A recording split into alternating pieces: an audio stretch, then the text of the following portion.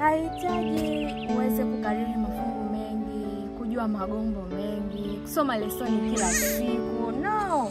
Yaani kama vile tunapomwona huyu mbuzi mdogo ambaye hata kwato zake hazijakomaa kama yule pale, vivyo hivyo na maisha yetu ya kiroho huanza taratibu, kisha hukua na kukua na kufikia kimo cha mbuzi huyo mkubwa. Kwa hiyo hata sisi tunaanza taratibu, tunaomba taratibu. Unaanza kuomba hata kwa sekunde 1, unaanza kuomba kwa sekunde 2, unakuwa, mwisho wa siku na unaweza kuomba hata masaa 3 bila kuacha. Vivyo hivyo na haka kambuzi kadogo kanakuwa taratibu, kisha anakuwa mbuzi mkubwa. Kwa hiyo tudumu katika maombi. Haijalishi wewe ni mtu aina gani, haijalishi wewe ni mdogo kiroho kiasi gani, hapana, wewe omba bila kukoma, kwa sababu Yesu yuko pale kukusikiliza. Yesu yuko pale kwa ajili ya mtu kama wewe. Hahitaji watu ambao wanajua magombo mengi sana kusikia.